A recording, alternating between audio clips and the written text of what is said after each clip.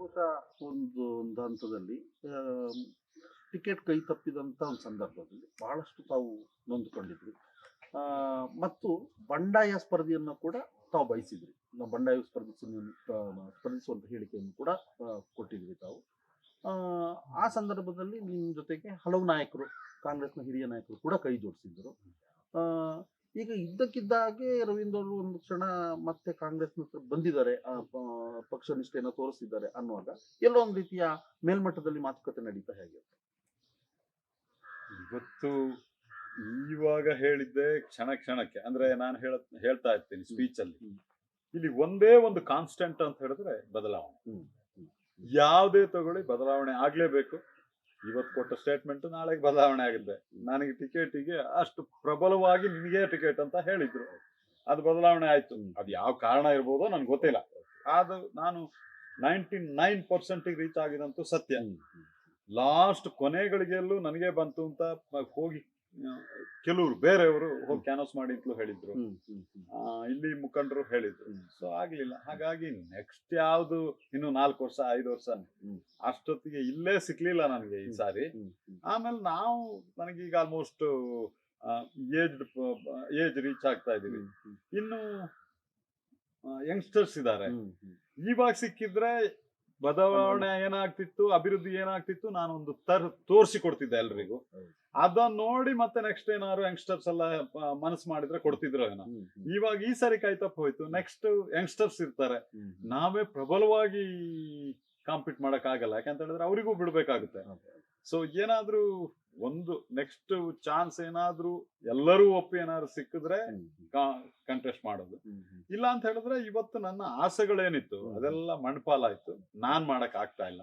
ನಾನು ಮಾಡಿ ತೋರ್ಸ್ಬೇಕು ಅಂತಿದ್ದೆ. ಅದು ನನ್ನ ದುರಾದೃಷ್ಟವೋ ಅಥವಾ ಕೊಡಗಿನ ಜನತೆಯ ಆಶೀರ್ವಾದ ನನ್ನ ಮೇಲೆ ಇಲ್ವೋ ಏನೋ ಗೊತ್ತಿಲ್ಲ. ಹಾಗಾಗಿ ಕೈ ತಪ್ಪು.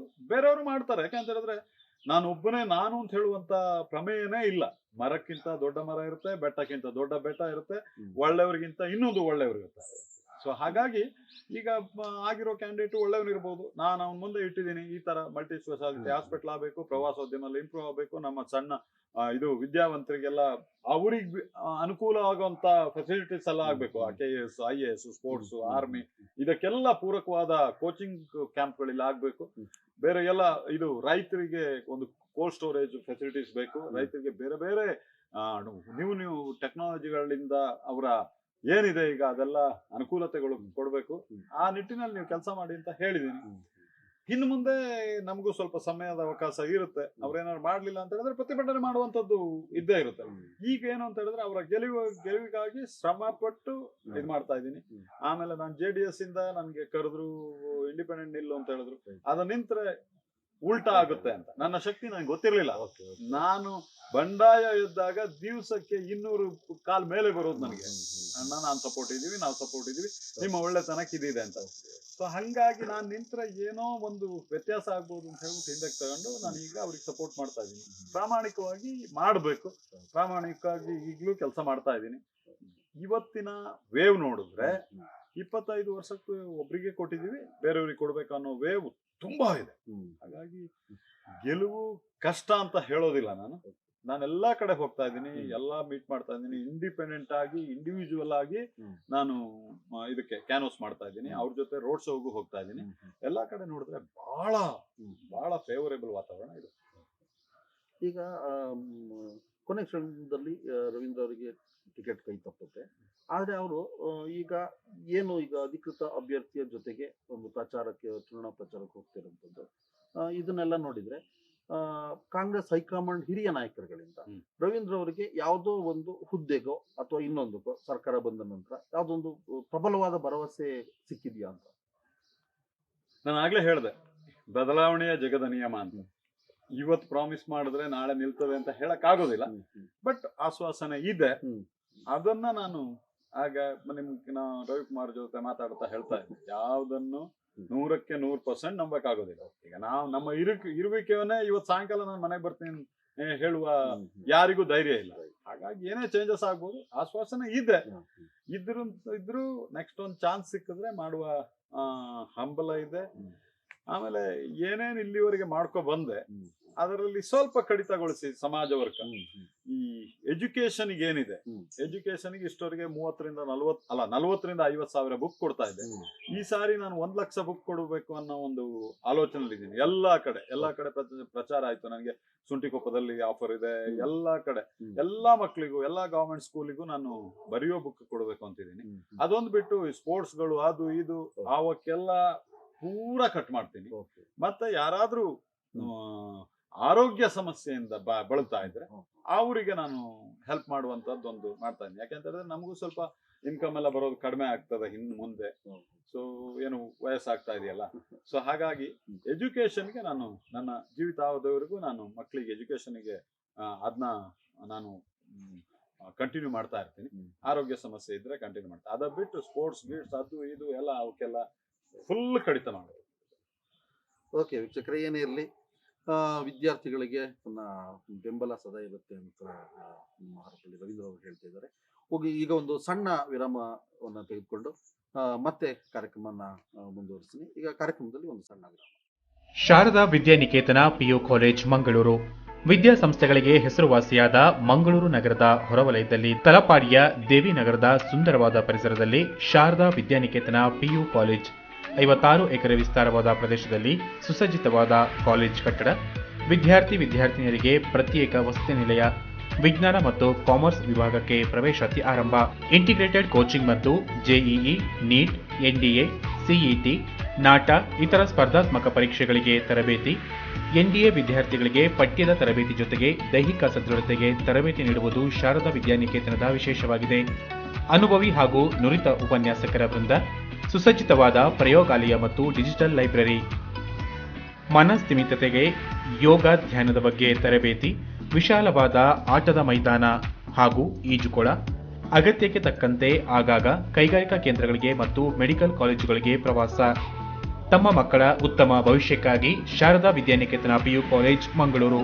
ಪ್ರವೇಶಕ್ಕಾಗಿ ಸಂಪರ್ಕಿಸಿ 7022437678 9019730478. ನಿಮ್ಮ ವೃತ್ತಿ ಜೀವನಕ್ಕೆ ನಿಮ್ಮನ್ನು ಸಿದ್ಧಪಡಿಸುವ ಸಂಸ್ಥೆ ಶಾರದಾ ವಿದ್ಯಾನಿಕೇತನದಲ್ಲಿ ಮಕ್ಕಳ ಸರ್ವತೋಮುಖ ಬೆಳವಣಿಗೆಗೆ ಅಗತ್ಯವಾದ ಶಿಕ್ಷಣವನ್ನು ನೀಡಿ ಬಲಿಷ್ಠ ರಾಷ್ಟ್ರವನ್ನು ಕಟ್ಟುವ ಪ್ರಜೆಗಳಾಗುವಲ್ಲಿ ಸಹಕರಿಸುತ್ತೇವೆ. ಮೌಲ್ಯಾಧಾರಿತ ಶಿಕ್ಷಣ, ಭಗವದ್ಗೀತೆ, ಯೋಗ, ಧ್ಯಾನ, ನೃತ್ಯ, ಸಂಗೀತ, ಕ್ರೀಡಾ ತರಬೇತಿ, ಟೈಕ್ವಾಂಡೋ, ವೃತ್ತಿ ಕೇಂದ್ರಿತ ಶಿಕ್ಷಣ, ಅಟಲ್ ಟಿಂಕರಿಂಗ್ ಲ್ಯಾಬ್, ಐಟಿಐ ತಯಾರಿ ಕೇಂದ್ರ, ಕೃಷಿ ವಿಜ್ಞಾನ, ಆಧುನಿಕ ಪ್ರಯೋಗಾಲಯ. ಎಸ್ವಿಇಐ ಕಾಂಪೋಸಿಟ್ ಪಿಯು ಈ ಕಾರ್ಯಕ್ರಮಕ್ಕೆ ಸ್ವಾಗತ. ನಾವು ಇದೀಗ ತಾನೇ ನಮ್ಮ ರಾಜ್ಯ ಒಕ್ಕಲಿಗರ ಸಂಘದ ಕಾರ್ಯಾಧ್ಯಕ್ಷರು ಹಾಗೂ ಸಮಾಜ ಸೇವಕರಾದಂಥ ನಮ್ಮ ಹರಪಳ್ಳಿ ರವೀಂದ್ರ ಅವರೊಂದಿಗೆ ಮಾತಾಡ್ತಾ ಇದ್ವಿ. ಸರ್, ಈಗ ಬಹುಶಃ ಪ್ರತಿಯೊಂದು ಚುನಾವಣೆಗಳಲ್ಲೂ ಬಹಳಷ್ಟು ಜಾತಿ ರಾಜಕಾರಣ ಅನ್ನೋದು ನುಸುಳೇ ಇರ್ತದೆ. ಬಹಳಷ್ಟು ಕಡೆ ಜಾತಿ ರಾಜಕಾರಣ ನುಸುಳೇ ಇರ್ತದೆ. ಕೊಡಗು ಕೂಡ ಅದಕ್ಕೇನು ಹೊರತಾಗಿಲ್ಲ. ಕೊಡಗಲ್ಲೂ ಕೂಡ ನಡೀತಾ ಇರತಕ್ಕಂಥದ್ದು. ರವೀಂದ್ರ ಅವರು ಒಂದು ಒಕ್ಕಲಿಗರ ಒಂದು ಜನಾಂಗವನ್ನು ಪ್ರತಿನಿಧಿಸತಕ್ಕಂಥ ಒಬ್ಬ ವ್ಯಕ್ತಿ. ಈಗ ಕಾರ್ಯಾಧ್ಯಕ್ಷರು ಕೂಡ ತಾವು ಈಗ ಕಾಂಗ್ರೆಸ್ನ ಈ ಅಭ್ಯರ್ಥಿಗೆ ಸಪೋರ್ಟಿವ್ ಆಗಿ ನಿಂತಿರತಕ್ಕಂಥದ್ದು, ಇದು ಸಾಲದಕ್ಕೆ ನೀವು ಒಕ್ಕಲಿಗರ ಸಂಘದ ಒಬ್ಬ ಕಾರ್ಯಾಧ್ಯಕ್ಷರಾಗಿರ್ತಕ್ಕಂಥದ್ದು, ಇದು ಎಷ್ಟರ ಮಟ್ಟಿಗೆ ಕಾಂಗ್ರೆಸ್ ಅಭ್ಯರ್ಥಿಗೆ ಪ್ಲಸ್ ಆಗಿದೆ? ಇವಾಗ ನಾವು ಈ ಸಮುದಾಯ ಜಾತಿ ಅದನ್ನ ಯಾರು ತಪ್ಸಕ್ಕಾಗೋದಿಲ್ಲ. ಅವ್ರವ್ರ ಜಾತಿ, ಅವ್ರವ್ರ ಸಂಪ್ರದಾಯ, ಅವ್ರವ್ರ ಆಚರಣೆಗಳು, ಆಚಾರ ವಿಚಾರ ಎಲ್ಲ ಇರುತ್ತೆ. ಅವ್ರಿಗೆ ಆ ಜಾತಿಗೆ ಅವ್ರು ಸಪೋರ್ಟ್ ಮಾಡ್ಲೇಬೇಕಾಗುತ್ತೆ. ಅಂದ ಮಾತ್ರಕ್ಕೆ ನಾನು ಇಂಥ ಜಾತಿಯವನೇ ಇವ್ರಿಗೆ ಮಾತ್ರ ಸಪೋರ್ಟ್ ಮಾಡ್ಬೇಕಂತ ಏನಿಲ್ಲ. ನಾನು ಇವಾಗ ಬುಕ್ಸ್ ಕೊಡ್ತಾ ಇದ್ದೀನಿ ಅಂತ ಇಟ್ಕೊಳ್ಳಿ, ಇಲ್ಲಿ ಕ್ರಿಶ್ಚಿಯನ್ಸ್ ಬರ್ತಾರೆ, ಮುಸ್ಲಿಮ್ಸ್ ಬರ್ತಾರೆ, ಎಲ್ಲಾ ಜಾತಿಯವರು ಬರ್ತಾರೆ, ಗೌಡಾಸ್ ಬರ್ತಾರೆ, ಎಲ್ರು ಬರ್ತಾರೆ. ನಾನು ಇವತ್ತು ಅಷ್ಟೇ, ನನಗೆ ಫ್ರೆಂಡ್ಸ್ ಇರೋರು ಎಲ್ಲಾ ಜಾತಿಯವರು ಇದ್ದಾರೆ. ಹಾಗಾಗಿ ನಮ್ಮ ಜಾತಿ ನಮ್ಗೆ ಇರ್ಲೇಬೇಕು. ಅದರಲ್ಲಿ ಕಟ್ಟುಪಾಡುಗಳಿರುತ್ತೆ, ಅದರಲ್ಲಿ ಸಂಪ್ರದಾಯಗಳಿರುತ್ತೆ, ಅದರಲ್ಲಿ ಆಚಾರ ವಿಚಾರಗಳಿರುತ್ತೆ. ಅದು ಒಂದು ನಮ್ಮ ಜಾತಿಗೆ ಮಾತ್ರ ಸೀಮಿತ. ನೀವು ಹೊರ ಪ್ರಪಂಚಕ್ಕೆ ಹೋದಾಗ ನೀವು ಮನುಷ್ಯ ಜಾತಿ. ನಂದು ಒಂದೇ ಒಂದು, ಯಾವ ಜಾತಿಯ ಒಂದಿಗೂ ಒಂದು ಬ್ಲಡ್ ತೆಗೆದ್ರೆ ಅದರಲ್ಲಿ ಬೇರೆ ಜಾತಿಯ ಒಂದು ಏನಾದ್ರೂ ವೈಟ್ ಅಥವಾ ಏನಾದ್ರೂ ಡಿಫ್ರೆನ್ಸಿಯೇಟ್ ಇದ್ರೆ ಆವಾಗ ಜಾತಿ ಅಂತ ಹೇಳ್ಬೋದು. ಎಲ್ರಿಗೂ, ನಮಗೂ ಒಂದೇ ಬ್ಲಡ್, ಇನ್ನೊಬ್ರಿಗೂ. ಹಾಗಾಗಿ ಜಾತಿನ ನಾವು ಅಳವಡಿಸ್ಕೊಳ್ಳೋದು ಯಾವಾಗ ಹ್ಮ್, ಹ್ಮ್. ನಾನು ಆಗ್ಲೇ ಹೇಳ್ದಂಗೆ ನಮ್ಮ ಆಚಾರ ವಿಚಾರಗಳಿಗೂ ನಮ್ಮ ಆಚರಣೆಗಳಿಗೂ ನಮ್ಮ ಸಂಪ್ರದಾಯಗಳಿಗೆ ಅದು ಒಂದು ಸೀಮಿತವಾಗಿರ್ಬೇಕು. ಹೊರ ಪ್ರಪಂಚಕ್ಕೆ ಹೋದಾಗ ಜಾತಿ ಅಂತ ಹೋದ್ರೆ ಅದು ಅಭಿವೃದ್ಧಿಗೆ ಮಾರಕ ಆಗುತ್ತೆ. ಹಾಗಾಗಿ ಜಾತಿನೇ ಈ ರಾಜಕೀಯದಲ್ಲಿ ನೀವು ಹೇಳೋದಾಗೆ ಜಾತಿ ಮುಖ್ಯ. ಯಾಕೆಂತ ಹೇಳಿದ್ರೆ ಇಲ್ಲಿ ಲಿಂಗಾಯತ ಲಾಬಿ, ಗೌಡ ಲಾಬಿ ಅಥವಾ ಇನ್ನೊಂದು ಕುರುಬರ ಲಾಬಿ, ಇನ್ನೊಂದು ಅದು ಇರಬಹುದು. ಆದ್ರೆ ಒಳ್ಳೆಯ ಸಮಾಜದಲ್ಲಿ ಒಳ್ಳೆಯ ಪ್ರಬುದ್ಧವಾದ ವ್ಯಕ್ತಿ ಜಾತಿಯನ್ನೇ ನಂಬ್ಕೊಂಡು ಹೋಗೋದು. ಈಗ ಹಾಗಾಗಿ ಇದು ಎಷ್ಟರ ಮಟ್ಟಿಗೆ ಈಗ ಮಂತರ್ಗೌಡರಿಗೆ ಇದು ಎಷ್ಟರ ಮಟ್ಟಿಗೆ ಲಾಭ ತಂದುಕೊಡೋದು? ಯಾಕೆಂತಂದ್ರೆ ಬಹುಶಃ ಮಡಿಕೇರಿ ವಿಧಾನಸಭಾ ಕ್ಷೇತ್ರದಲ್ಲಿ ನಿರ್ಣಾಯಕ ಮತಗಳು ಗೌಡ ಜನಾಂಗದಾಗಿರ್ತದೆ. ಆ ಹಿನ್ನೆಲೆಯಲ್ಲಿ ಇದು ಎಷ್ಟರ ಮಟ್ಟಿಗೆ ನೀವು ಕೂಡ ಈಗ ಬೆಂಬಲವಾಗಿ ನಿಂತಿರೋದ್ರಿಂದ, ಸಂಪೂರ್ಣ ಬೆಂಬಲ ಘೋಷಣೆ ಮಾಡಿರೋದ್ರಿಂದ, ಬಹುಶಃ ನೀವು ಪಕ್ಷೇತರ ಅಭ್ಯರ್ಥಿಯಾಗಿ ನಿಲ್ಲುವಂತ ಸಂದರ್ಭದಲ್ಲಿ ಬಹಳಷ್ಟು ಜನ ಒಂದು ರೀತಿಯ ರವೀಂದ್ರ ಬೆಂಬಲವಾಗಿ ನಿಲ್ತಾರೆ ಅನ್ನತಕ್ಕಂಥ ಮಾತುಗಳು ಕೇಳಿ ಬರ್ತಾ ಇದ್ದವು. ಆದ್ರೆ ಈಗ ಪ್ರಸ್ತುತ ಪರಿಸ್ಥಿತಿನಲ್ಲಿ ನೀವು ಕೂಡ ಕಾಂಗ್ರೆಸ್ ಅಭ್ಯರ್ಥಿಯ ಬೆನ್ನೆಲುಬಿಗೆ ನಿಂತಿದ್ದಾಗ ಎಷ್ಟು ಮಟ್ಟಿಗೆ ನಿಮ್ಮಿಂದ ಅವರಿಗೆ ಲಾಭ ಎಷ್ಟು ಮಟ್ಟಿಗೆ ಆಗ್ಬೋದು? ಅದು ನಾನು ಅನ್ನುವ ಒಂದು ಅಹಂಕಾರ ನನಗಿಲ್ಲ. ಆದ್ರೆ ಕೆಲ ಜನರು, ತುಂಬಾ ಜನರು ಹೇಳ್ತಾರೆ ನೀವು ನಿಂತಿರೋದ್ರಿಂದ ರಿಸಲ್ಟ್ ಓರಿಯೆಂಟೆಡ್ ಅಂತ. ನಾನು ಇಂಡಿಪೆಂಡೆಂಟ್ ಆಗಿ ಅಂದ್ರೆ ಸ್ವತಂತ್ರ ಅಭ್ಯರ್ಥಿಯಾಗಿ ನಿಲ್ತೀನಿ ಅಂತ ಹೇಳುವಾಗ ನನಗೆ ಒಂಥರ ಮುಜುಗರ ಆಗ್ತಾ ಇತ್ತು. ಆವಾಗ ಜನರು ಎಲ್ಲರೂ ಗೆಲ್ಲುವ ಚಾನ್ಸಸ್ ಇದೆ ಅಂತ ಹೇಳ್ತಾ ಇದ್ರು. ನಾವೆಲ್ಲ ಬೇರೆ ಯಾವುದೇ, ನಾನು ಪಕ್ಷನ ಹೆಸರು ಮಾಡಿ ಹೋಗ್ತಿಲ್ಲ, ಇಂಥ ಪಕ್ಷದವ್ರು ನೀವು ಇದಕ್ಕೆ ನಿಂತ್ರೆ ನಾವು ಗ್ಯಾರಂಟಿ ಇರ್ತೀವಿ, ನಿಮ್ ಜೊತೆ ಇರ್ತೀವಿ ಅಂತ ಹೇಳಿದ್ರು. ಇವಾಗ JDS ಅಲ್ಲಿ ಏನೋ ಆಫರ್ ಮಾಡಿದ್ರು ನನಗೆ, ನಾನು ಹೋಗ್ಲಿಲ್ಲ. ಅಲ್ಲಿಯೂ ನೀವು ಬರ್ಬೇಕಿತ್ತು, ಇದಾಗ್ತಿತ್ತು, ನೀವು ಗೆಲ್ಬೋದಿತ್ತು, ಅದು ಇದು ಅಂತ ಹೇಳ್ತಾ ಇದ್ರು. ಆ ನಿಟ್ಟಿನಲ್ಲಿ ನೋಡಿದ್ರೆ ನನ್ನ ಸಪೋರ್ಟ್ ಅವರಿಗೆ ಎಲ್ಲ ಜನ ಹೇಳಿದ್ರು, ನನ್ಗೆ ಗೊತ್ತಿಲ್ಲ, ತುಂಬಾ ಹೆಲ್ಪ್ ಆಗುತ್ತೆ ಅಂತ ಹೇಳ್ತಾರೆ. ಆಮೇಲೆ ಜಾತಿದು ಸ್ವಲ್ಪ ಇದಾಗ್ಬೋದು. ನಾವು ನಿನ್ನೆ ರೋಡ್ ಶೋಗೆಲ್ಲ ಹೋಗಿದ್ವಿ, ಅವಾಗ ಎಲ್ಲ ವೆಲ್ಕಮ್ ಮಾಡಿದ್ರು, ನೀವು ಬರೋದು ಬಹಳ ಶಕ್ತಿ ತುಂಬಿದೆ, ಅದು ಇದು ಅಂತೆಲ್ಲ ಹೇಳ್ತಾರೆ. ಜನ ಹೇಳೋ ಪ್ರಕಾರ ಸ್ವಲ್ಪ ಹೆಲ್ಪ್ ಆಗುತ್ತೆ. ಓಕೆ ಸರ್, ತಾವು ಬಹುಶಃ ಇಲ್ಲಿ ಕೊಡಗಿನ ಮಟ್ಟಿಗೆ ನಾವು ಹೇಳೋದಾದ್ರೆ ಬಹಳಷ್ಟು ಅಭಿವೃದ್ಧಿ ಕೆಲಸಗಳಲ್ಲಿ ತಾವು ತೊಡಗಿಸಿದ್ದೀರಿ ಮತ್ತು ನಿಮ್ಮಲ್ಲಿ ಬಹಳಷ್ಟು ಅಭಿವೃದ್ಧಿಯ ಚಿಂತನೆಗಳು ನಿಮ್ಮಲ್ಲಿ. ಕೊಡಗಿನಲ್ಲಿ ಈ ರೀತಿಯ ಒಂದು ಅಭಿವೃದ್ಧಿ ಆಗಬೇಕು ಅನ್ನುವಂಥದ್ದು.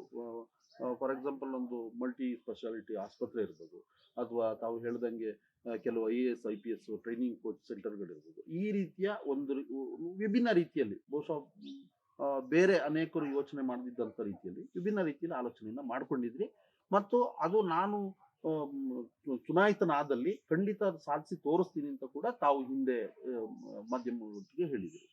ಈಗ ಆ ಒಂದು ಅವಕಾಶ ನಾನು ಹೇಳೋದು, ಈಗ ನಿಮ್ಮ ಪಕ್ಷದ ಒಬ್ಬ ಅಭ್ಯರ್ಥಿಗೆ ಬಂದ್ರೆ, ಆ ಅವಕಾಶ ಬಂದ್ರೆ, ಅವರು ಚುನಾಯಿತ ಪ್ರತಿನಿಧಿ ಆದಲ್ಲಿ ಈ ನಿಮ್ಮ ವೇವ್ ಏನಿದೆ, ನೀವು ಏನು ಅದನ್ನ ಇಟ್ಕೊಂಡಿದ್ರಿ, ನಾನು ಇದನ್ನ ಮಾಡ್ಬೇಕು ಅನ್ನೋಂಥದ್ದು, ಅದನ್ನ ಹೇಗೆ ಸಾಧಿಸ್ಕೊತೀರ? ಇಲ್ಲ, ನಾವು ಅವ್ರ ಜೊತೆ ಇವಾಗಲೇ ಮಾತಾಡಿದೀವಿ. ನಾನು ಅವ್ರ ಜೊತೆ ಹೋಗುವಾಗ ಸ್ಪೀಚ್ ಮಾಡ್ತಾ ಇದ್ದೀನಿ. ಸ್ಪೀಚ್ ಅಲ್ಲಿ ನಾನು ಪ್ರಮುಖವಾಗಿ ಅದನ್ನ ಪ್ರಸ್ತಾಪ ಮಾಡ್ತಾ ಇದ್ದೀನಿ. ಯಾಕೆ ಜನ ಬದಲಾವಣೆ ಬಯಸ್ತಾ ಇದ್ದಾರೆ ಅಂತ ಹೇಳಿದ್ರೆ, ಒಬ್ಬ MLA, ನಾನು ಯಾರನ್ನು ದೂರೋದಿಲ್ಲ. ಈಗ ಏನಾಗ್ತಾ ಇದೆ, ಅದು ನಾರ್ಮಲ್ ಆಗಿ ಒಬ್ಬ ಅಡ್ಮಿನಿಸ್ಟ್ರೇಟಿವ್ ಆಫೀಸರ್ ಅಂದ್ರೆ IAS KS ಇವರೆಲ್ಲ ಅಡ್ಮಿನಿಸ್ಟ್ರೇಟಿವ್ ಆಫೀಸರ್ಗಳು. ಕರ್ನಾಟಕದಿಂದ ಅನುದಾನ ಬರಬೇಕಾಗಿದ್ದು ಆ ಅಡ್ಮಿನಿಸ್ಟ್ರೇಟಿವ್ ಆಫೀಸ್ಗಳ ಥ್ರೂ ಬಂದೇ ಬರುತ್ತೆ. ಈ ರೋಡ್ ಇಲ್ಲಿ ಗುಂಡಿ ಆಗಿದೆ ಅಂತ ಹೇಳಿದ್ರೆ, ಇಲ್ಲಿ ಚುನಾಯಿತ ಪ್ರತಿನಿಧಿಗಳಿಲ್ಲ ಅಂತ ಹೇಳಿದ್ರೆ ಆ DC ಮಾಡ್ಲೇಬೇಕಿತ್ತು, ಆ IAS ಆಫೀಸರ್ ಮಾಡ್ಲೇಬೇಕು, ಅಥವಾ KS ಆಫೀಸರ್ ಮಾಡ್ಲೇಬೇಕು. ಅದ ಬಿಟ್ಟು ಒಬ್ಬ ಪ್ರತಿನಿಧಿ ಅಂತ ಹೇಳಿದ್ರೆ ಅವನಿಗೆ ಕ್ರಿಯೇಟಿವಿಟಿ ಇರ್ಬೇಕು. ಬರೇ ರೋಡ್ ತಗೊಳ್ಳೋದು, ಅದರಲ್ಲಿ ಯಾರಿಗೋ ಕಾಂಟ್ರಾಕ್ಟ್ ಕೊಡೋದು, ಅವ್ರು ಏನೋ ಇದ್ ಮಾಡೋದು, ಅದು ಅವ್ರು ಏನ್ ಮಾಡ್ತಾರೋ ನನ್ಗೆ ಗೊತ್ತಿಲ್ಲ. ಇಲ್ಲಿ ಜನ ವಾಡಿಕೆ ಪ್ರಕಾರ ಸ್ವಲ್ಪ ಕರಪ್ಷನ್ ಇದೆ ಅಂತ ಹೇಳ್ತಾರೆ. ನಾನ್ ಬಂದ್ರೆ ಅದು ಎಲ್ಲಾನು ಕಟ್ ಮಾಡ್ತೀನಿ ಅಂತ ಹೇಳಿದ್ನಿ. ನಮಗಂತೂ 5 ಪೈಸೆ ಬೇಡ, ನಮಗ್ ಬೇಡ ಅಂತ ಹೇಳಿದ್ರೆ ಬೇರೆಯವ್ರು ಬೇಡ. ನಮ್ಗೆ ಏನ್ ಆಗ್ಬೇಕು, 10 ಪೈಸೆ ರಸ್ತೆಗೆ ಬಂದ್ರೆ GST ಬಿಟ್ಟು ಅದು ಅಷ್ಟೇ ಬೀಳ್ಬೇಕು. ಕಾಂಟ್ರಾಕ್ಟ್ ಅವ್ನು ಕೆಲಸ ಮಾಡ್ತಾ ಇದ್ದಾನೆ, ಅವ್ನು ಎಷ್ಟು ಪ್ರಾಫಿಟ್ ತಗೋತಾನೆ, ನಮ್ಗೆ ಕ್ವಾಲಿಟಿ ಕೊಟ್ಟು. ಈ ತರ ಕ್ರಿಯೇಟಿವಿಟಿ ಇತ್ತು ನನ್ನ ಹತ್ರ. ಏನಂತ ಹೇಳಿದ್ರೆ, ಎಲ್ಲೆಲ್ಲೋ ನಮ್ಮ ನೀರು ಹರಿದು ಯಥೇಚ್ಛವಾಗಿ ಹೋಗ್ತಾ ಇದೆ. ಒಂದು ಟ್ರಯಲ್ ಅಂಡ್ ಎರರ್ ಮಾಡೋಣ ಅಂತಿದ್ದೆ. ಅಲ್ಲಿಗೆಲ್ಲ ಚೆಕ್ ಡ್ಯಾಮ್ ಕಟ್ಬಿಟ್ಟು ಆ ಚಿಕ್ಕ ಇದೇನಿದೆ ವಿಲೇಜ್, ಅಲ್ಲಿಗೆ ವಿದ್ಯುತ್ ಶಕ್ತಿ ಇದು ಮಾಡಿ ಜನರೇಟ್ ಮಾಡಿ ಆ ಊರಿಗೆ ಫ್ರೀ ಆಗಿ ಕೊಡ್ಬೇಕು ಅನ್ನೋ ಆಲೋಚನೆ ಇತ್ತು. ಇನ್ನೆಲ್ಲೋ ದೊಡ್ಡದಾಗಿ ಈಗ ಗೆಂಟಿಂಗ್ ಐಲ್ಯಾಂಡ್ ಅಥವಾ ಸಿಂಗಾಪುರ್ ಇಲ್ಲೆಲ್ಲ ಇದೆ ಕೇಬಲ್ ಕಾಸ್ಟ್, ಅದೇ ಒಂದು ಬಿಸ್ನೆಸ್. ಅಂತದ್ದು ದೊಡ್ಡ ಮಟ್ಟದಲ್ಲಿ ಆಕರ್ಷಿಸ್ಬೇಕು, ಇನ್ವೆಸ್ಟ್ಮೆಂಟ್ ನ ಆಕರ್ಷಿಸ್ಬೇಕು ಅಂತಿದ್ದೆ. ಅವೆಲ್ಲ ಕನಸಾಯ್ತು. ಇನ್ನು ನಮ್ಗೆ ಆಗೋದು ಇಲ್ಲ, ಯಾಕಂತ ಹೇಳಿದ್ರೆ ವಯಸ್ಸಾಗ್ತಾ ಬಂತು. ಇನ್ನು ನಾವು ಯಾವ ನಿಟ್ಟಿನಲ್ಲಿ ನೋಡ್ಬೇಕು ಅಂತ ಹೇಳಿದ್ರೆ ಯುವಕರನ್ನ ಬೆಳೆಸುವಂತ ನಿಟ್ಟಿನಲ್ಲಿ ನೋಡ್ಬೇಕು. ಇನ್ನು ನಾವು ಇನ್ನೊಂದು ಟರ್ಮ್ ಏನಾದ್ರು ಕೇಳಿದ್ರೆ ನಾ ಕೇಳ್ಬೋದು, ಅದ ಬಿಟ್ರೆ ಮತ್ತೆ ಆಗೋದಿಲ್ಲ ನಮ್ಗೆ. ನಾವ್ ಯಾರನ್ನಾರು ಯುವಕರಿಗೆ ಬೆಟ್ಟು ಮಾಡಿ ನೀನ್ ಈ ತರ ಮಾಡು, ಈಗ ಹೀಗ್ ಹೋಗು, ಹೀಗ್ ಹೋದ್ರೆ ಸರಿ ಆಗುತ್ತೆ ಅನ್ನುವ ಒಂದು ಹೇಳ್ಬೋದು. ಇವಾಗ್ಲೂ ನಾನು ಹೇಳಿದ್ದೆ, ನನಗೇನಾದ್ರು MLA ಟಿಕೆಟ್ ಸಿಕ್ಕಿದ್ರೆ 1 ವರ್ಷ ಟೈಮ್ ಕೊಡಿ, ಆಮೇಲೆ 4 ವರ್ಷ ನೀವು ನೋಡಿ ರೆವಲ್ಯೂಷನ್ ಮಾಡ್ತೀನಿ ಇಲ್ಲಿ ಅಂತ. ಇಲ್ಲಿ MLA ಅಂದ್ರೆ ಏನ್ ಮಾಡ್ಬೋದು, ಎಲ್ಲಿಂದ ಫಂಡ್ಸ್ ತರ್ಬೋದು, ಯಾವ್ಯಾವ ಸೋರ್ಸ್ ನ ಟ್ಯಾಪ್ ಮಾಡ್ಬೋದು, ನಮ್ಮ ಯುವಕರಿಗೆ ಏನ್ ಮಾಡ್ಬೋದು, ರೈತರಿಗೆ ಏನ್ ಮಾಡ್ಬೋದು, ಪ್ರವಾಸೋದ್ಯಮಕ್ಕೆ ಏನ್ ಮಾಡ್ಬೋದು.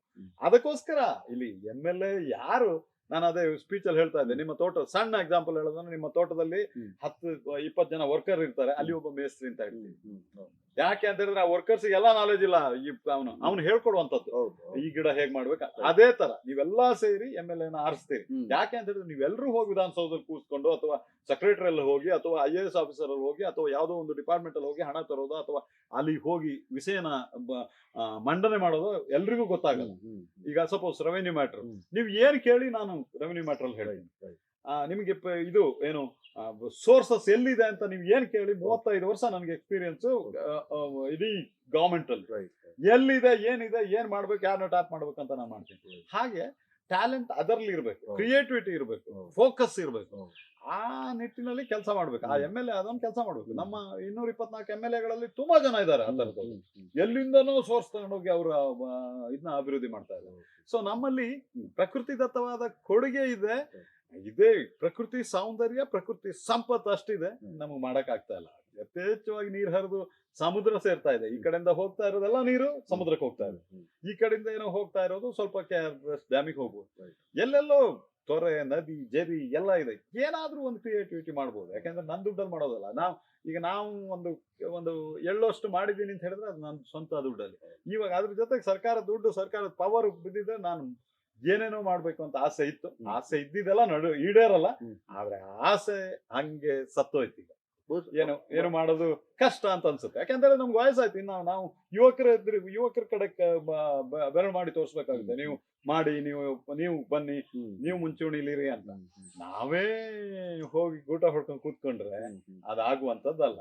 ಸೊ ಬಹುಶಃ ನಾನು ಹೇಳೋದು, ಮುಂದಿನ ಸಂದರ್ಭದಲ್ಲಿ ಈಗ ಕಾಂಗ್ರೆಸ್ ಪಕ್ಷನೇ ತಮಗೆ ಒಂದು ರೀತಿಯ ವಿಧಾನ ಪರಿಷತ್ ಸದಸ್ಯ ಸ್ಥಾನಕ್ಕೋ ಅಥವಾ ಇನ್ನೊಂದು ಯಾವುದೋ ಒಂದು ರೀತಿಯ ಒಂದು ಹುದ್ದೆ ಜವಾಬ್ದಾರಿಯನ್ನು ವಹಿಸಿದ್ರೆ ಈ ನಿಮ್ಮ ಕನಸುಗಳು ಸಾಕಾರಗೊಳ್ಳೋದಿಲ್ಲ ಅಂತ.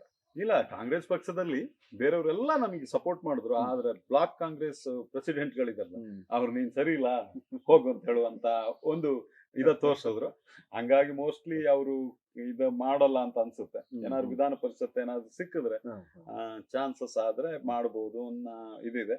ಸೊ ಅಲ್ಲಿ ಬಂದ್ರು ನಾನು ಸಮಾಜಮುಖಿಯಾಗೇ ನಾನು ಮಾಡ್ಬೇಕು ಅಂತ. ನನ್ನ ಜೇಬಿಗೆ ಒಂದು ಪೈಸೆ ನನಗೆ ಬೇಕಾಗಿಲ್ಲ, ಅಧಿಕಾರನೂ ಬೇಕಾಗಿಲ್ಲ, ಏನೋ ಒಂದು ಕೊಡ್ಬೇಕು ಅನ್ನೋ ಒಂದು ಉದ್ದೇಶದಿಂದ ನಿಂತೆ. ಇನ್ನು ಮುಂದೆ ಅದು ಸಾಕಾರಗೊಳ್ಳುತ್ತೋ ಇಲ್ವೋ ನಮ್ಗೆ ಗೊತ್ತಿಲ್ಲ. ಆದ್ರೆ ನನ್ನ ಆಸೆ ಮಾತ್ರ ಸತ್ತೋಯ್ತು, ನಿಂತ ನೀರಾಯ್ತು. ಅದಕ್ಕೆ ಇನ್ನ ಚಿಗುರಕ್ಕೂ ಕಷ್ಟ ಅಂತ ಅನ್ಸುತ್ತೆ. ಮರ ಬಿಡೋದಕ್ಕೆ ಕಡ್ದಾಯ್ತು. ಚಿಗುರಿದ್ರು ಎಷ್ಟು ಚಿಗುರ್ಬೋದು, ಸ್ವಲ್ಪ ಚಿಗುರ್ಬೋದು ಅಷ್ಟೇ. ಅದ ಬಿಟ್ರೆ ಆಸೆಗಳೆಲ್ಲ ಕಮರಿ ಹೋಯ್ತು. ನಾನು ಸಾಯೋಕ್ಕಿಂತ ಮೊದಲು ಏನೇನೋ ಮಾಡ್ಬೇಕು ಅಂತ ಒಂದು ಆಸೆಯನ್ನು ಇಟ್ಕೊಂಡು ಇದಕ್ಕೆ ಹೆಜ್ಜೆ ಆಗ್ತಾ ಇದ್ದೇನೆ. ಬೇರೆ ಯಾವುದೇ ಒಂದು ಕೆಟ್ಟ ಅಥವಾ ದುರಾಸೆಯಿಂದ ಮಾಡುವಂತ ಅಥವಾ ರಾಜಕೀಯದಂತ ಒಂದು ಇದಿಲ್ಲ. ಇವಾಗ ನೋಡಿದ್ರೆ ರಾಜಕೀಯ ತುಂಬಾ ಕೆಟ್ಟು ಹೋಗಿದೆ ಅಂತ ಅನ್ಸುತ್ತೆ. ಅಲ್ಲಿ ಕಾಲ ಹಾಕಿದ್ರೆ ಸ್ವಲ್ಪ ಎಚ್ಚರಿಕೆಯಿಂದ ಕಾಲ ಹಾಕಬೇಕು.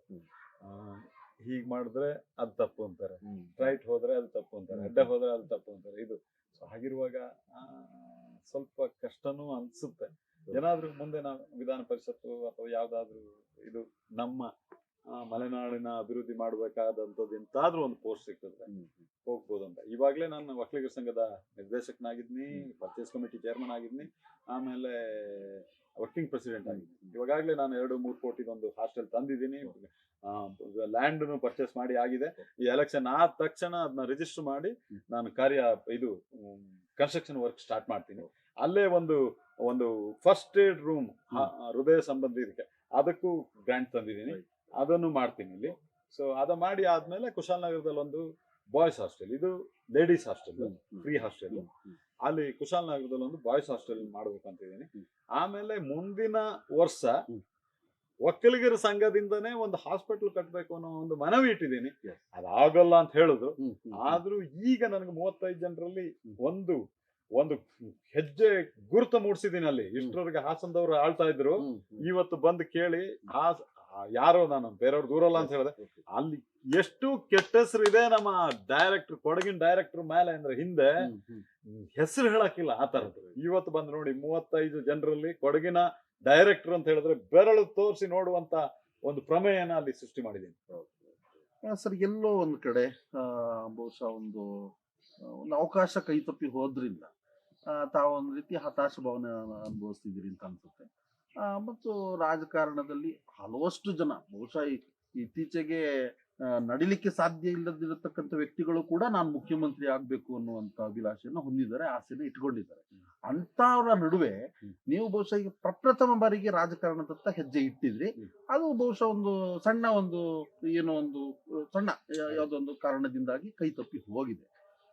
ಇದನ್ನ ಬಹುಶಃ ನೀವು ಹತಾಶೆ ಅನ್ಕೊಂಡ್ರೆ ನಿಮ್ಮ ಏನು ಅಭಿಮಾನಿಗಳಿದ್ದಾರೆ ಮತ್ತು ನಿಮ್ಮ ಬೆಂಬಲಿಗರಿದ್ದಾರೆ, ಅವರಿಗೆ ಒಂದು ರೀತಿಯ ಮನಸ್ಸಿಗೆ ಬೇಸರ ಆಗೋದಿಲ್ವಾ? ಹಾಗಾಗಿ ದಯವಿಟ್ಟು ಒಂದು ಒಳ್ಳೆಯ ಅವಕಾಶ ಸಿಕ್ಕಿದಲ್ಲಿ ಈ ಹತಾಶ ಭಾವನೆಯನ್ನು ಬದಿಗಿಟ್ಟು ಒಂದು ರೀತಿ ನಿಮ್ಮ ಎಲ್ಲಾ ರೀತಿಯ ಯೋಜನೆಗಳು ಏನೇನಿದೆ, ತಾವು ಜಿಲ್ಲೆಯ ಅಭಿವೃದ್ಧಿಗೆ ಏನ್ ದೃಷ್ಟಿಕೋನವನ್ನು ಇಟ್ಕೊಂಡಿದ್ದೀರಿ, ಅದು ಸಾಧ್ಯತೆ ಆಗುತ್ತಲ್ವಾ? ನೀವು ಒಳ್ಳೆ ಕ್ವಶನ್ ಕೇಳಿದ್ರಿ. ಯಾಕಂತ ಹೇಳಿದ್ರೆ ಒಂದೇ ಫಸ್ಟ್ ಟೈಮಿಗೆ ಸಕ್ಸಸ್ ಆಗ್ಬೇಕು ಅಂತ ಹೇಳಿದ್ರೆ ಯಾರಿಗೂ ಆಗೋದೇ. ಆದ್ರೆ ನಮ್ಮ ಆಲೋಚನೆಗಳು, ನಮ್ಮ ಚಿಂತನೆಗಳು, ನಮ್ಮ ಜಿಲ್ಲೆಯ ಬಗ್ಗೆ ಒಂದು ಸಕಾರಾತ್ಮಕ ಯೋಚನೆಗಳು, ಪ್ಲಾನಿಂಗ್ ಏನಿತ್ತು, ಇಷ್ಟವರೆಗೆ ನಾನು ನೋಡ್ಕೊ ಬಂದಂತ ರಾಜಕಾರಣಿಗಳು ಏನ್ ಮಾಡಿದ್ರು, ನಾವೇನ್ ಬದಲಾವಣೆ ಮಾಡ್ಬೋದು, ಅಥವಾ ನಮ್ಮ ನಾಲೆಜ್ ಏನಿದೆ, ನಮ್ಮ ಫೋಕಸ್ ಏನಿದೆ, ನಮ್ಮ ಕ್ರಿಯೇಟಿವಿಟಿ ಏನಿದೆ ಅಂತ ತೋರಿಸ್ಬೇಕು ಅನ್ನೋ ಒಂದು ನಿಟ್ಟಿನಲ್ಲಿ ಸ್ಟ್ರಾಂಗ್ ಆಗಿ ಮಾಡಿದೆ. ನನಗೆ ಸಿಕ್ಲೇಬೇಕು, ನಾನು ತೋರಿಸ್ಬೇಕೇನು ಅಂತ. ಅದೆಲ್ಲೋ ಫೇಲ್ಯೂರ್ ಆಯ್ತು. ಆಗ್ಲೇ ನಾನು ಫಸ್ಟೇ ಹೇಳಿದೆ, ಕಾಣಿಸದ ಆಳ್ಕೆ ಇದು ಅಂತ, ಅಂದ್ರೆ ದೇವರ ಇದು. ಸೊ ದೇವ್ರಿಗೇನು ಪ್ರಾಮಾಣಿಕ ಪ್ರಯತ್ನ ಮಾಡು, ನಿನಗೆ ಫಲ ಕೊಡ್ತೀನಿ ಅಂತ. ನಾನು ಪ್ರಾಮಾಣಿಕ ಪ್ರಯತ್ನ ಮಾಡೋಕೆ ತಪ್ಪಿ ಹೋದೆ ಅಂತ ಕಾಣ್ತದೆ. ಹಾಗ ನಂಗೆ ಫಲ ಸಿಕ್ಲಿಲ್ಲ. ಸೊ ಹಾಗಾಗಿ ಪದೇ ಪದೇ ನನಗೇ ಬೇಕು, ಇದ್ ಮಾಡ್ಬೇಕು. ನಮ್ಮ ಈಗ ಚಕ್ರ ಏನಿದೆ ಅದು ಸ್ವಲ್ಪ ಸ್ಟಾಪ್ ಆಯ್ತು, ಮುಂದೆ ಚಲನೆ ಸ್ವಲ್ಪ ನಿಧಾನ ಆಯ್ತು. ಆ ಚಲನೆ ನಿಧಾನ ಆಗಿ ಮತ್ತೆ ಅಭಿಮಾನಿಗಳು, ನೀವು ಹೇಳಿದಾಗ ಅಭಿಮಾನಿಗಳಿದ್ದಾರೆ, ಅಭಿಮಾನಿಗಳು ಜೊತೆ ಇರ್ತಾರೆ. ನಾವು ಎಲ್ಲೂ ಇವರು ದೊಡ್ಡ ದೊಡ್ಡ ಲೀಡರ್ಗಳು ಹೇಳ್ತಾ ಇದ್ರು, ಯಾರೋ ಒಬ್ರು ನನ್ನ ಇದಕ್ ಬಂದಾಗ, ನಾನು ಕಾಂಟ್ರವರ್ಸಿಯಲ್ ವ್ಯಕ್ತಿ ಅಂತ ಹೇಳಿದ್ರೆ ರವೀಂದ್ರ ಅಂತ. ಅದು ಸತ್ಯನು. ನಾನು ಎಲ್ಲೂ ಸುಳ್ಳು ಹೇಳಲ್ಲ, ಮೋಸ ಮಾಡಲ್ಲ, ಅನ್ಯಾಯ ಮಾಡ್ಲಿಲ್ಲ ಇದುವರೆಗೆ. ಇವತ್ತು ನಿಮ್ಗೆ 10 ಗಂಟೆಲಿ ಏನ್ ನಿಮ್ಮ ಹತ್ರ ಕೂತಿದ್ದೀನಿ, ನಾಳೆ ಏನಾಗುತ್ತೆ ದೇವ್ರದ್ದು, ನಾಳೆದು ನಾನು ಮಾತಾಡ್ತಾ ಇಲ್ಲ. ಇಲ್ಲಿವರೆಗೆ ಪ್ರಾಮಾಣಿಕವಾಗಿದ್ದೀನಿ. ಪ್ರಾಮಾಣಿಕ ಪ್ರಯತ್ನ ಮಾಡೋಣ ಅಂತಿದ್ದೆ, ಅದು ಆಗ್ಲಿಲ್ಲ. ಅದು ಹತಾಶ ಭಾವನೆ ಅಂತ ತಿಳ್ಕೊಬೇಡಿ. ಯಾಕೆ ಅಂತ ಹೇಳಿದ್ರೆ ಅದೇ ವೇಗ ಈಗ ನಾನು ಬ್ಯಾಂಗ್ಳೂರಿಂದ ಬರ್ತಾ 140, 180, 190 ಕಿಲೋಮೀಟರ್ ಫಾಸ್ಟ್ ಬರ್ತೀನಿ. ಅದೇ ನನ್ನ 5 ವರ್ಷ ಆದ್ಮೇಲೆ ಕಣ್ಣು ಇದು ಎಲ್ಲ ಆಗಿ 100 ಕಿಲೋಮೀಟರ್ ಹೋದ್ರೆ ಅಲ್ಲಿಂದ ಲಾರಿ ಬರ್ತಾ ಇದೆ, ಹೋಗಕ್ಕಾಗಲ್ಲ ಅಂತ ಶೇಕ್ ಆಗ್ಬೋದು. ಸೊ ಹಾಗೆ ಈ ಏನಿದೆ ನಮ್ದು ಈ ಎಂತೂಸಿಯಾಸಮ್, ಅದು ನೆಕ್ಸ್ಟ್ ಇರುತ್ತೆ ಅಂತ ಹೇಳಕ್ಕಾಗಲ್ಲ. ಇದ್ರೂನು ಈ ಸ್ಪೀಡಿಗೆ ಬರಕ್ಕಾಗುತ್ತೆ. ಸೊ ಹಾಗಾಗಿ ಇದು ಹತಾಶ ಭಾವನೆ ಅಂತ ಅಲ್ಲ. ನಮ್ಮಲ್ಲಿ ಏನು ಯೋಚನೆಗಳಿತ್ತು, ಆಲೋಚನೆಗಳಿತ್ತು, ಅಥವಾ ಏನ್ ಕ್ರಿಯೇಟಿವಿಟಿ ಇತ್ತು, ಏನ್ ಫೋಕಸ್ ಇತ್ತು, ಅದಕ್ಕೆ ಒಂದು ಬ್ರೇಕ್ ಆಯ್ತು. ಮುಂದೆ ಆ ಸ್ಪೀಡಲ್ಲೇ ತಗೊಂಡೋಗಕ್ಕೆ ಆಗಲ್ಲ ಅಂತ ಅಭಿಮಾನಿಗಳಿದ್ದಾರೆ. ಮತ್ತೆ ಇವತ್ತು ನನಗೆ ಗೊತ್ತು ನನ್ನ ಸ್ಟ್ರೆಂತ್ ಏನು ಅಂತ. ನನಗಿದು ಟಿಕೆಟ್ ಆಗದಿದ್ದ ಇಡೀ ಈಗ ನೋಡಿ ನೆಕ್ಸ್ಟ್ ಎಲೆಕ್ಷನ್ ಮುಗಿಲಿ ಸುಮಾರು ಸಂಘಗಳು ಬರುತ್ತೆ. ಅಭಿಮಾನಿ ಸಂಘ, ಅಭಿಮಾನಿ ಬಳಗ ಅಂತ ತುಂಬಾ ಸಂಘಗಳು ಬರುತ್ತೆ. ಸೊ ನೆನ್ನೆನು ಎಲ್ಲೋ ಒಂದ್ ಕಡೆ ಮಾತಾಡ್ತಾ ಇದ್ವಿ, ಆಲ್ಮೋಸ್ಟ್ 11 ಮಾತಾಡ್ತಾ ಇದ್ದು. ಅವ್ರಿಗೆ ಯಾರೋ ಅಭಿಮಾನಿಗಳು ಬಂದಿದ್ರು, ನಾವು ನಿಮ್ಗೆ ಇದ್ ಮಾಡ್ತೀವಿ, ಅದಕ್ಕೆ ಸಂಘ ಕಟ್ತೀವಿ, ಅದ್ ಕಟ್ತೀವಿ, ಇದ್ ಕಟ್ತೀವಿ, ಹಿಂಗಾಯ್ತು ಹಂಗಾಯ್ತು ಅಂತ.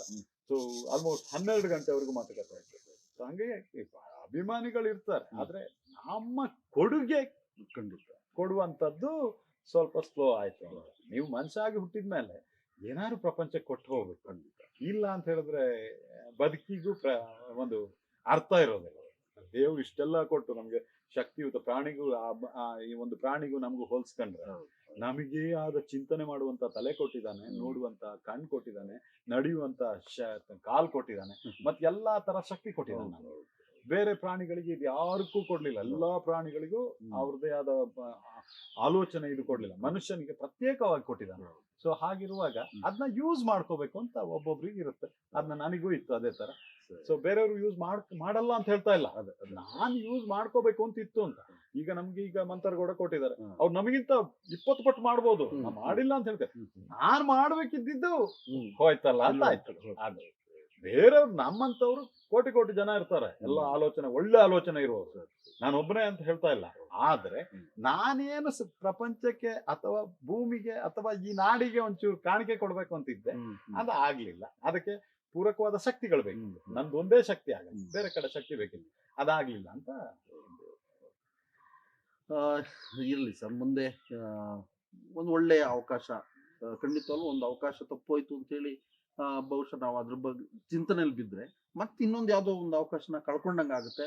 ಆದರೆ ಅಂಥ ಒಂದು ಸುವರ್ಣಾವಕಾಶ ನಿಮ್ಗೆ ಒದಗಿ ಬರಲಿ, ಅದ್ರ ಮೂಲಕ ಜಿಲ್ಲೆಯ ಅಭಿವೃದ್ಧಿ ಮತ್ತಷ್ಟು ಆಗಲಿ. ನಿಮ್ಮ ಯೋಜನೆಗಳು ಏನಿತ್ತು, ಕೊಡಗು ಜಿಲ್ಲೆಯ ಬಗ್ಗೆ ನಿಮ್ಮ ಅಭಿವೃದ್ಧಿಯ ಕನಸುಗಳೇನಿತ್ತು, ಅದೆಲ್ಲವೂ ಈಡೇರುವ ಕಾಲ ಬರಲಿ ಅಂತ ಈ ಸಂದರ್ಭದಲ್ಲಿ ನಿಮಗೆ ಶುಭ ಹಾರೈಸ್ತಾ, ನಿಮ್ಮೆಲ್ಲ ರಾಜಕೀಯ ಸಾಮಾಜಿಕ ಜೀವನ ನಿಮ್ಮ ಭವಿಷ್ಯ ಉಜ್ವಲವಾಗಿ ಅಂತ ಕೊಡಗು ಚಾನಲ್ ಪರವಾಗಿ ನಿಮಗೆ ಶುಭ ಹಾರೈಸ್ತೀವಿ. ಜೊತೆಗೆ ಈಗ ತಾನೇ ಇನ್ನೇನು ಚುನಾವಣೆ ಹತ್ತಿರ ಬರ್ತಿದ್ದೆ, ಪಕ್ಷದ ಒಬ್ಬ ನಿಷ್ಠಾವಂತ ಕಾರ್ಯಕರ್ತರಾಗಿ ಮತ್ತು ಅಭ್ಯರ್ಥಿಯ ಬೆಂಬಲಿಗರಾಗಿ ತಾವು ಬಹಳಷ್ಟು ಮತಯಾಚನೆಯಲ್ಲಿ ತೊಡಗಿಕೊಂಡಿದ್ದೀರಾ. ಅಭ್ಯರ್ಥಿಯ ಬಗ್ಗೆ ತಾವು ಏನು ಹೇಳಲಿಕ್ಕೆ ಇಷ್ಟಪಡ್ತೀರಾ, ಅಭ್ಯರ್ಥಿ ಬಗ್ಗೆ? ಮತ್ತು ಅದಕ್ಕಿಂತ ಮೊದಲನೇದಾಗಿ opportunity will never come again and again ಅಂತ. ಲೈಫ್ ಅಲ್ಲಿ ಆಪರ್ಚುನಿಟಿ ಒಂದ್ಸರಿ ಬರುತ್ತೆ, ಅದನ್ನ ಯೂಸ್ ಮಾಡ್ಕೋಬೇಕು. ಸರಿಯಾಗಿ ಯೂಸ್ ಮಾಡ್ಕೊಳಕ್ಕೆ ನಾನು ತಪ್ಪಿದ್ದೀನಿ, ಹಾಗಾಗಿ ಕಷ್ಟ.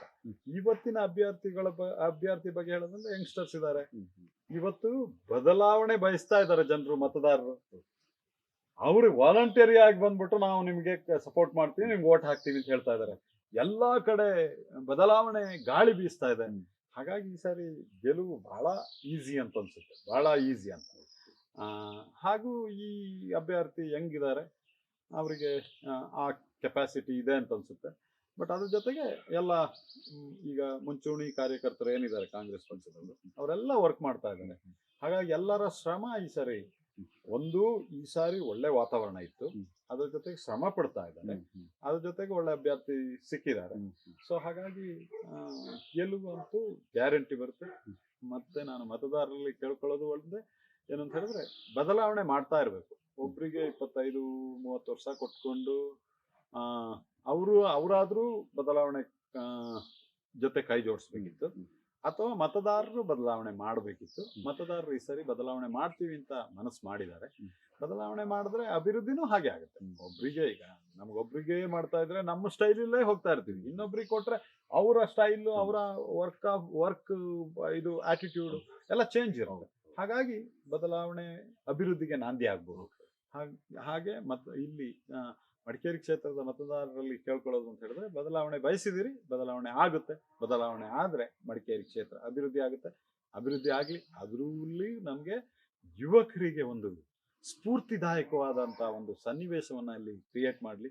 ನಮ್ಮ ವಿದ್ಯಾರ್ಥಿಗಳು ಏನಿದ್ದಾರೆ ಎಲ್ಲ ಟ್ಯಾಲೆಂಟೆಡ್ ಇದ್ದಾರೆ. ಇವನ್ ಎಲ್ಲಾ ಲೈನಲ್ಲೂ, ಒಂದು ಸ್ಪೋರ್ಟ್ಸ್ ಅಲ್ಲಿ ಇರ್ಬೋದು, 2 ಆರ್ಮಿಗೆ ಹೋಗೋದ್ರಲ್ಲಿ ಇರ್ಬೋದು, 3ನೇದು IAS IPS ಗಂತೂ ಹಸಿವಾಗಿ ಜನ ನಮ್ಮ ಹುಡುಗರು ಕಾಯ್ತಾ ಇದ್ದಾರೆ. ಇಲ್ಲಿಂದ ಬ್ಯಾಂಗ್ಳೂರಿಗೆ ಹೋಗಿ ಅಲ್ಲಿ IAS IPS ಇದಕ್ಕೆ ನಾನು ಒಂದ್ 2-3 ಜನರಿಗೆ ರೆಕಮೆಂಡ್ ಮಾಡಿದೆ. ಯಾವ್ದು ರೆಕಮೆಂಡ್ ಮಾಡಿದೆ ಅಂದ್ರೆ, ಇಂಥ ಇದಕ್ಕೆ ಹೋದ್ರೆ ಒಳ್ಳೇದಾಗುತ್ತೆ ಅಂತ.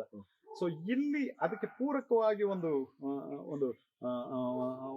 ವಾತಾವರಣ, ಪ್ರಿಲಿಮಿನರಿ ಇದನ್ನ ಕ್ರಿಯೇಟ್ ಮಾಡಿ, ಇಲ್ಲಿ ಹೇಗೆ ಅವರಿಗೆ ಇಲ್ಲಿ ಒಂದು ತಿಂಗಳಲ್ಲಿ ಒಂದು ಟ್ರೈನಿಂಗ್ ಕ್ಯಾಂಪ್ ಮಾಡಿ, ನೀವು ಎಲ್ಲಿಗೆ ಹೋಗ್ಬೇಕು, ಯಾವ್ದು ಒಳ್ಳೇದು, ಎಲ್ಲಿ IAS ಈಲ್ಡ್ ಜಾಸ್ತಿ ಬರ್ತಾ ಇದೆ, ಯಾವ ಇನ್ಸ್ಟಿಟ್ಯೂಷನ್ ಅಲ್ಲಿ ಅಂತದ್ನೆಲ್ಲ ಮಕ್ಳಿಗೆ ಹೇಳ್ಕೊಟ್ರೆ ಅವರು ಡೈರೆಕ್ಟ್ ಆಗಿ ಅಲ್ಲಿ ಹೋಗಿ ನಮ್ಮವ್ರು IAS IPS ಆಗೋದು ಜಾಸ್ತಿ ಇರುತ್ತೆ. ಇಂಥವೆಲ್ಲ ಆಗ್ಬೇಕು ಅಂತ ನಾನ್ ಮಾಡ್ತಾ ಇದ್ದೀನಿ. ಅದಕ್ಕೋಸ್ಕರ ಬದಲಾವಣೆ ಬೇಕು. ಬದಲಾವಣೆ ಮಾಡಿ, ಮತ್ತು ಏನು ಬದಲಾವಣೆ ಆಗದಿದ್ರು ನೆಕ್ಸ್ಟ್ ಯಾರಾದ್ರೂ ಆಯ್ಕೆ ಆಗ್ಲಿ. ಏನೋ ಮುತ್ತಪ್ಪ ಅಂತ ಒಬ್ರು ಕ್ಯಾಂಡಿಡೇಟ್ ಇದ್ದಾರೆ, ಅಪ್ಪಚ್ಚು ರಂಜನ್ ಅಂತ ಇದ್ದಾರೆ, ಮಂತರಗೌಡ ಅಂತ ಇದ್ದಾರೆ. ಇವ್ರು 3ರಲ್ಲಿ ಯಾರು ಆರಿಸಿ ಬಂದ್ರು ನೆಕ್ಸ್ಟ್ ಒಂದು ಬದಲಾವಣೆ, ಮಡಿಕೇರಿ ಕಾನ್ಸ್ಟಿಟ್ಯೂನ್ಸಿಗೆ ಬದಲಾವಣೆ ತನ್ನಿ, ಯುವಕರಿಗೊಂದು ಸಬಲೀಕರಣ ಕೊಡಿ, ರೈತರಿಗೊಂದು ಅಸಾದಾಯಕವಾದ ಒಂದು ಸನ್ನಿವೇಶವನ್ನ ಕ್ರಿಯೇಟ್ ಮಾಡಿ. ಟೂರಿಸಂ ಚೆನ್ನಾಗಿದೆ ಇಲ್ಲಿ, ವರ್ಲ್ಡ್ ಅಲ್ಲೇ, ಇಂಡಿಯಾದಲ್ಲೇ ಫಸ್ಟ್ ಪ್ಲೇಸ್ ಇದೆ ಕೊಡಗಿಗೆ. ಹ್ಮ್. ಹಾಗಾಗಿ ಅದನ್ನ ಇಂಪ್ರೂವೈಸ್ ಮಾಡಿ, ಆಮೇಲೆ ಯಾರ್ಯಾರು ಹೋಮ್ ಸ್ಟೇಗಳಿದೆ ಆಲ್ಮೋಸ್ಟ್ 3,500-4,000 ಹೋಮ್ ಸ್ಟೇಗಳಿದೆ. ಅದ್ರಲ್ಲಿ 600 ಹೋಮ್ ಸ್ಟೇಗಳಿಗೆ ಮಾತ್ರ ಲೈಸೆನ್ಸ್ ಇದೆ. ಇನ್ನು ಮಿಕ್ಕಿದಕ್ಕೆಲ್ಲ ಲೈಸೆನ್ಸ್ ಕೊಡುವ ಹಾಗೆ ಮಾಡಿ. ಪಾಪ ಅವರಿಗೆ ಯಾರು ಅದ್ರಲ್ಲಿ ಸ್ವಲ್ಪ ಬದುಕನ್ನು ಕಟ್ಕೊಂಡಿದ್ದಾರೆ ಅವರಿಗೆಲ್ಲ ಅನುಕೂಲವಂತೆ, ಅವರಿಗೆ ಕಿರುಕುಳ ಕೊಡಬೇಡಿ. ಯಾಕಂತ ಹೇಳಿದ್ರೆ ಅವರು 3,000 ಇದನ್ನು ಸುಲಭ ರೀತಿಯಲ್ಲಿ ಅವ್ರಿಗೇನು ಖರ್ಚಾಗದಾಗೆ ಲೈಸೆನ್ಸ್ ಮಾಡಿ ಅವರಿಗೆ ಫೆಸಿಲಿಟೀಸ್ ಕೊಡಿ. ಯಾಕಂತ ಹೇಳಿದ್ರೆ ಅವ್ರನ್ನ ಅಲ್ಸೋದು ಇದೆಲ್ಲ ಮಾಡೋದು ಮಾಡಬೇಡಿ. ಆಮೇಲೆ ಇನ್ನು ಮುಂದೆ ಯಾರಾದ್ರೂ, ನಾನು ಪ್ರತಿಭಟನೆ ಮಾಡ್ತೀನಿ, ರೈತರಿಗೆ ಅಥವಾ ಯಾರಿಗೇ ಆಗ್ಲಿ ತಾಲೂಕು ಆಫೀಸ್ಗಳಲ್ಲಿ ಹೋದ್ರೆ ಕೆಲಸಗಳಾಗ್ತಾ ಇಲ್ಲ. ಅದು ಇನ್ನೊಂದು ಮುಂದಿನ ದಿನಗಳಲ್ಲಿ ಆತರ ಆದ್ರೆ ತಹಸೀಲ್ದಾರ್ಗಳಿರ್ಬೋದು, ತಾಲೂಕು ಅಡ್ಮಿನಿಸ್ಟ್ರೇಟರ್ ಅಥವಾ ದಂಡಾಧಿಕಾರಿ ಇದಕ್ಕೆ ಆಫೀಸಿಗೆ ಬೀಗ ಹಾಕೋದಾಗ್ಬೋದು. ಆತರ ಒಂದು ಪಾಣಿ ತಗೊಳಕ್ ಹೋದ್ರೆ ತುಂಬಾ ಕಷ್ಟ, ರೆಕಾರ್ಡ್ಸ್ ಎಲ್ಲ ತಗೊಳಕ್ಕೆ. ಇಂಥವೆಲ್ಲ ನಾವು ಸುಧಾರಣೆ ಮಾಡ್ಬೇಕು ಅಂತಿದೀವಿ. ಮುಂದೆ ಯಾರು ಬರ್ಲಿ, ಯಾರು ಬೇಕಾದ್ರೆ ಬರ್ಲಿ 3 ಜನರಲ್ಲಿ, ಆದ್ರೆ ನಮ್ಮ ಜನಾಂಗಕ್ಕೆ irrespective of the party, irrespective of the cost, irrespective of the age, ಎಲ್ಲರಿಗೂ ಸುಲಭ ಸಾಧ್ಯ ಆಗ್ಬೇಕು ಇಲ್ಲಿ. ಅದು ನನ್ನ ಬೇಡಿಕೆ, ನನ್ನ ಕೋರಿಕೆ, ನನ್ನ ಡಿಮಾಂಡ್. ಯಾರೇ MLA ನಾವು ಸಪೋರ್ಟ್ ಮಾಡ್ತಾ ಇರೋರು ಆಗ್ತಾರೆ ಎಂದು ನಮ್ಗೆ 100ಕ್ಕೆ 100 ಇದು ಆಗಲಿಲ್ಲ. ಯಾವುದು ನಾವು ಹೇಳ್ದಾಗ ಆಗೋದಿಲ್ಲ. ಇದು ಮ್ಯಾನ್ ಪ್ರಪೋಸಸ್ ಗಾಡ್ ಡಿಸ್ಪೋಸಸ್ ಅಂತ ನಾವು ಒಂದು ಹೇಳಿದ್ರೆ ದೇವರನ್ನು ವಹಿಸ್ತಾನೆ. ಸೊ ಹಾಗಿರುವಾಗ ಯಾರೇ ಆದ್ರೂ ಮುಂದಿನ ದಿನಗಳಲ್ಲಿ ಮಡಿಕೇರಿ ಕಾನ್ಸ್ಟಿಟ್ಯೂನ್ಸಿ, ಅದು ಕೊಡಗು ಅಭಿವೃದ್ಧಿ ಆಗ್ಲಿ, ಎಲ್ಲರಿಗೂ ಸುಲಭ ಸಾಧ್ಯ ಆದಂತ ವಾತಾವರಣ ಕ್ರಿಯೇಟ್ ಆಗ್ಲಿ, ರೆಕಾರ್ಡ್ಸ್ ಕ್ರಿಯೇಟ್ ಮಾಡೋಕ್ಕಾಯ್ತು. ನಂದೇ ಒಂದು ಸರ್ವೆಗೆ ಹಾಕಿ 4-5 ವರ್ಷ ಆಯ್ತು, ಇನ್ನೂ ಆಗಿಲ್ಲ. ಸೊ ಕೇಳಕ್ ಹೋದ್ರೆ ಏನೇನೋ ಅಲ್ಲಿ ಅದಿಲ್ಲ ಇದಿಲ್ಲ ಅಂತಾರೆ. ಅಂತ ಸನ್ನಿವೇಶ ಕ್ರಿಯೇಟ್ ಆಗೋದು ಬೇಡ ಅಂತ ಹೇಳ್ತಾ ಎಲ್ಲ ಕೊಡಗಿನ ಜನತೆಗೆ ಹೆಲ್ಪ್ ಆಗ್ಲಿ ಅಂತ ಈ ಮೂಲಕ ನಾನು ಅವರಿಗೆ ಇನ್ ಮುಂದೆ ನಾನು ನೀವು ಕಡೆಗಣಿಸ್ತೀರ, ನಾವು ಇಂಟರ್ವ್ಯೂ ಬರ್ತೀರಾ ಇಲ್ವಾ, ಇವತ್ತಿನ ಈ ಮೂಲಕ ಹೇಳ್ತಾ ಇದ್ದೀನಿ. ನಮ್ಮ ಕೊಡಗಿನ ಜನತೆಗೆ ಎಲ್ಲಾ ಅನುಕೂಲಗಳು ಕ್ರಿಯೇಟ್ ಆಗ್ಬೇಕು. ನನ್ನ ವಿದ್ಯಾರ್ಥಿಗಳಿಗೆ ಒಳ್ಳೆ ವಾತಾವರಣ ಕಲ್ಪಿಸ್ಬೇಕು. ಹಾಗಾಗಿ ಯಾರೇ 3 ಜನರಲ್ಲಿ ಅಂತರ್ಗೌಡ ಗೆಲ್ಲೋದು ಗ್ಯಾರಂಟಿ ಅಂತ ಆಗಿದೆ. ಈ ಮಿಕ್ಕಿದ್ದವರು ಗೆದ್ರು ಈ ನಿಟ್ಟಿನಲ್ಲಿ ಕೆಲಸ ಮಾಡಿ ಅಂತ ಹೇಳ್ತಾ ವೀಕ್ಷಕರಿಗೆಲ್ಲ ನಮಸ್ಕಾರ ಹೇಳ್ತಾ ನಾನು ಮಾತಾಡ್ತೀನಿ. ಓಕೆ ವೀಕ್ಷಕರೇ, ಇದುವರೆಗೆ ನಾವು ಹರಪಳ್ಳಿ ರವೀಂದ್ರ ಅವರ ಮನದಾಳದ ಮಾತುಗಳನ್ನ ಕೇಳಿದ್ವಿ. ಬಹುಶಃ ಒಂದು ರೀತಿಯಲ್ಲಿ ಯಾರೇ ಕೂಡ ಇಲ್ಲಿಯ ಒಬ್ಬ ಚುನಾಯಿತ ಪ್ರತಿನಿಧಿ ಆದ್ರೂ ಕೂಡ ಅಭಿವೃದ್ಧಿಯ ಕಡೆಗೆ ಮತ್ತು ವಿದ್ಯಾರ್ಥಿಗಳ ಭವಿಷ್ಯದ ಬಗ್ಗೆ ಅಭಿವೃದ್ಧಿ ಕಡೆಗೆ ಜಾಸ್ತಿ ಒತ್ತನ್ನು ನೀಡುವಂತಾಗ್ಲಿ ಅಂತ ಹೇಳಿ ಅವರು ಶುಭವನ್ನ ಹಾರೈಸಿದ್ದಾರೆ. ಅದೇ ರೀತಿ ಅವರ ಮುಂದಿನ ಯೋಜನೆಗಳು ಸಫಲಗೊಳ್ಳಿ ಅಂತ ನಾವು ಕೂಡ ಅವರಿಗೆ ಶುಭ ಹಾರೈಸ್ತಾ ಈ ಕಾರ್ಯಕ್ರಮಕ್ಕೆ ನಮ್ಮೊಂದಿಗೆ ಇಷ್ಟೊತ್ತು ಕುಳಿತು ನಮ್ಮೊಂದಿಗೆ ತಮ್ಮ ಅಭಿಪ್ರಾಯವನ್ನು ಹಂಚಿಕೊಂಡಿದ್ದಕ್ಕೆ ತಮಗೆ ವಂದನೆಗಳು ಸರ್. ಮತ್ತೊಂದು ಹೊಸ ವಿಷಯದೊಂದಿಗೆ, ಮತ್ತೊಬ್ಬ ಹೊಸ ವ್ಯಕ್ತಿಯೊಂದಿಗೆ ಮತ್ತೆ ನಿಮ್ಮ ಮುಂದೆ ಭೇಟಿಯಾಗ್ತೀನಿ. ಕಾವೇರಿ ನಾಡಿನ ಸಮಗ್ರ ಸುದ್ದಿ ಹಾಗೂ ಮಾಹಿತಿಗಾಗಿ ನೋಡ್ತಾ ಇರಿ ಕೊಡಗು ಚಾನಲ್. ವಂದನೆಗಳು.